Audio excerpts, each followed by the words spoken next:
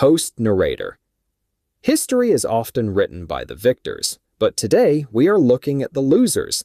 From frozen wastelands to deadly beaches, these are the moments where arrogance, poor planning, and bad luck led to total disaster. Here are the 8 biggest military failures in history explained. Napoleon's invasion of Russia, 1812. Few commanders destroyed their own empire faster than Napoleon Bonaparte. In 1812, he marched over 600,000 men into Russia to punish Tsar Alexander I for ignoring France's trade blockade against Britain. But Napoleon made critical mistakes. He had no winter gear, no solid supply chain, and, crucially, no exit plan. The Russians refused to fight head-on. Instead, they retreated east, burning towns and destroying supplies in a tactic known as scorched earth. This left the French troops hungry and exhausted before they even fought. The only major battle occurred at Borodino in September. It was bloody but indecisive. When Napoleon finally entered Moscow on September 14th, he found the city empty and in flames. The Tsar refused to surrender. Napoleon waited 5 weeks, but his army only starved and froze. In October, he finally ordered a retreat, but it was too late. Temperatures dropped to 20 degrees Celsius. Horses died in the snow, and disease and frostbite killed thousands. By the time the survivors reached safety, fewer than 100,000 men remained. Napoleon had lost over 80% of his force. This disaster shattered his image of invincibility and started the chain of events that ended his empire. Hitler's Operation Barbarossa, 1941. Ignoring Napoleon's failure, Hitler launched the largest land invasion in history in June 1941. Over 3 million Axis troops attacked the Soviet Union, with Hitler promising victory in just 8 weeks. At first, it looked like they might win. German bombers struck without warning, and armies raced forward, capturing huge territories. But the deeper they went, the worse it got.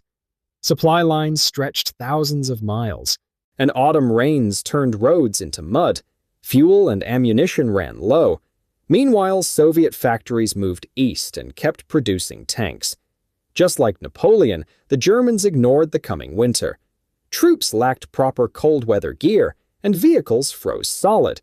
Temperatures fell to 30 degrees Celsius. In December, fresh Soviet troops counterattacked near Moscow, pushing the Germans back. Hitler started a war of attrition Germany could not win. The Eastern Front drained German resources and ultimately led to the downfall of the Third Reich. The Maginot Line disaster, 1940. In the 1930s, France built a massive defense system called the Maginot Line.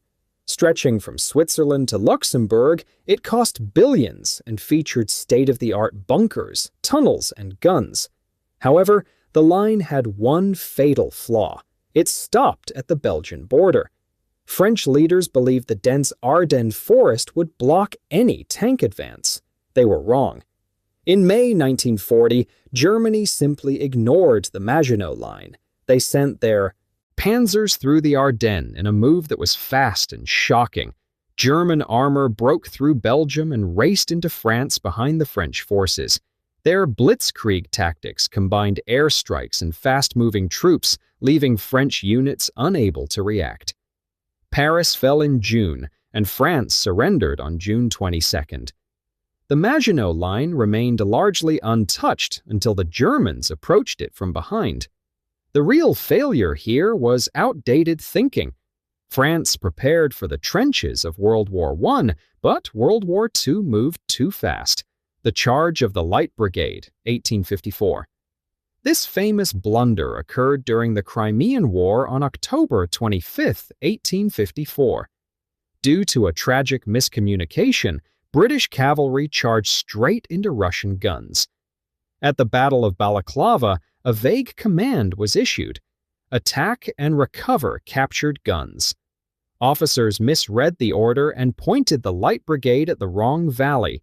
670 men charged forward.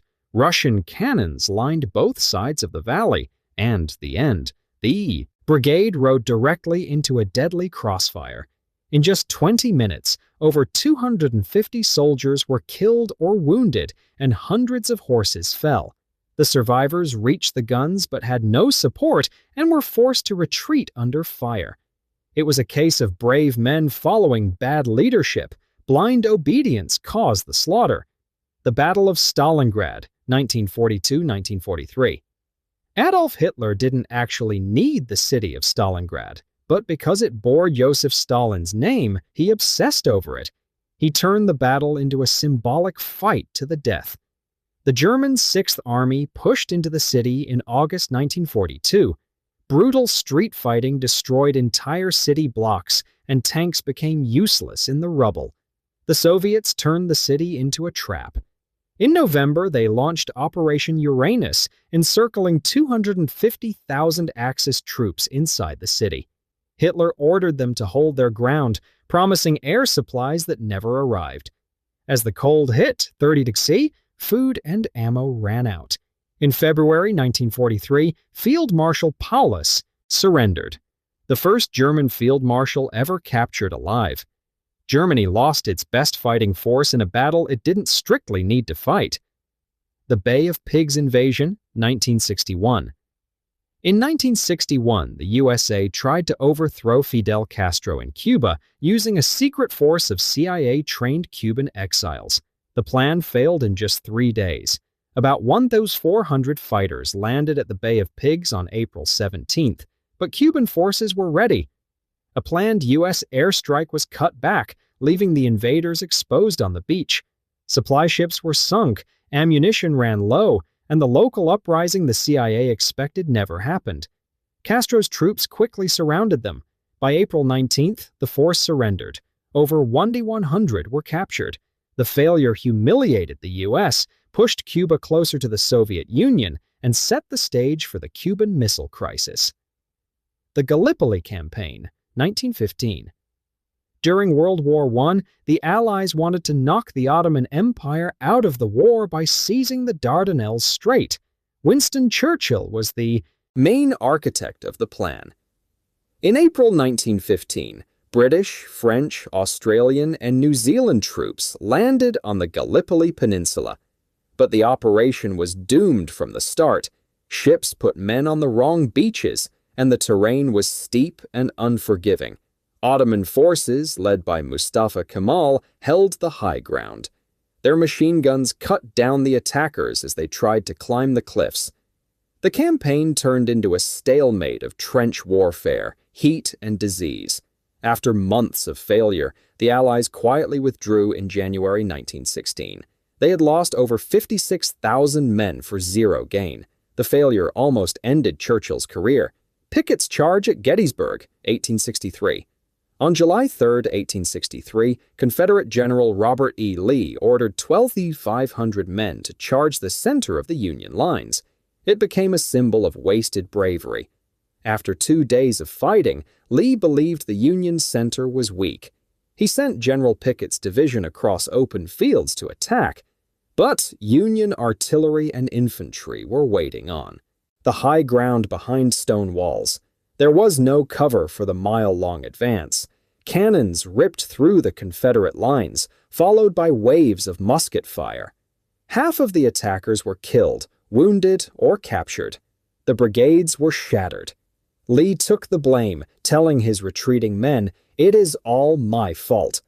The charge broke the power of the Confederate Army and marked the turning point of the Civil War. These 8 failures teach us a clear lesson. Overconfidence kills. Whether it's ignoring the weather, underestimating the enemy, or failing to plan logistics, history punishes bad decisions. Thanks for watching to the end. Check out the next video YouTube suggests on the screen now. If you enjoyed this, hit like. It really helps the channel. See you next time.